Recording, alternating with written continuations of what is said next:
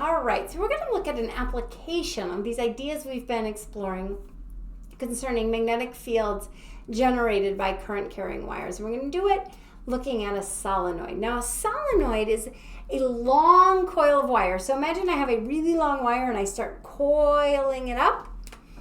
So I have a wire and I just coil it around itself,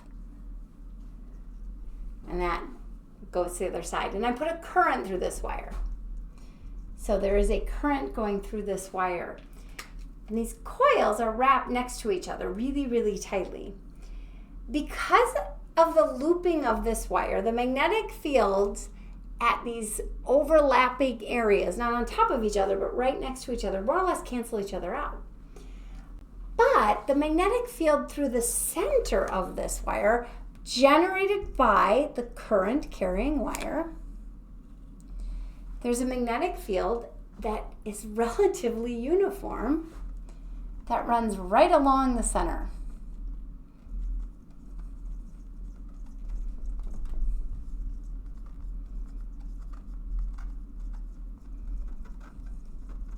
It's the result of these parallel currents. Kind of, we think about slicing it, we see all these lines of currents all producing that magnetic field, that we get a pretty uniform field all together. Now, we're not going to do the math, but you can use Ampere's law to look at what would it be, how can I describe the strength of this magnetic field that goes down the center. And when we do that, we find that that magnetic field is related to a number of things. It's related to mu naught times the number of turns. So the more turns I have, the stronger the magnetic field.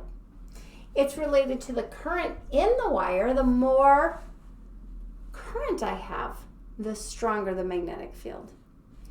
But as I get it longer and longer and longer, that field does start to go down, so it's inversely related to the length. So we often see this written as the magnetic field times the length is equal to mu naught N times the current. We also sometimes normalize the number of turns per length. Okay, so we sometimes will normalize the number of turns per length, and we'll call that N, the number of turns per length, number of loops per length, and we find then that B is equal to N times mu naught times the current. So we use both of these relationships when we are analyzing the magnetic field of a solenoid. We use both of these relationships when we analyze the magnetic field of a solenoid.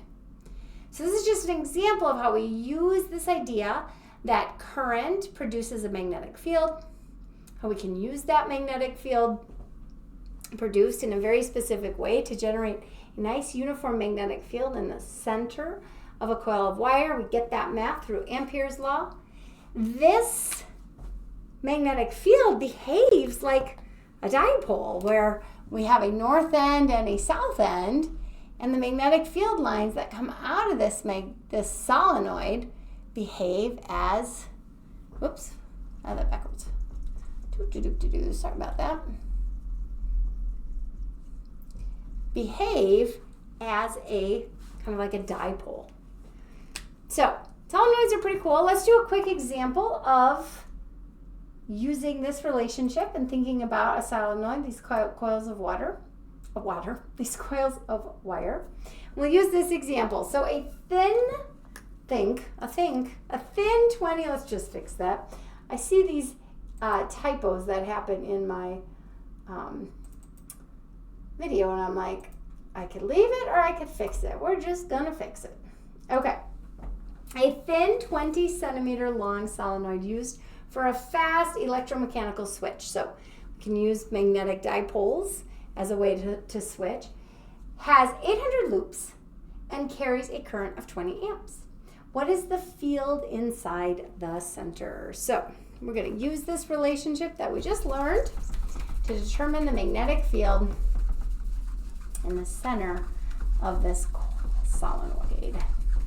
All right, so we are told that there are 800 loops. We are told it's 20 centimeters long, So this becomes rather straightforward. So we have mu naught, which is 4 pi times 10 to the minus 7th, times the number of loops, which is 800, times my current. It's a current of 20 amps, all over the length of 20 centimeters, so 0.2. And I'm noticing another typo. Instead of 20 centimeters, this should actually, or 20 amps, excuse me, this should actually read 2 amps. We're gonna fix that. Boop. And we find that the magnetic field is 0.01 Tesla.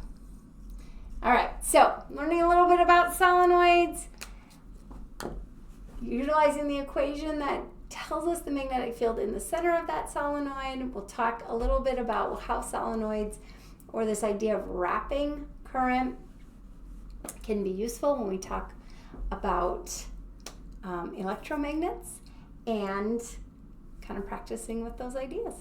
Good job.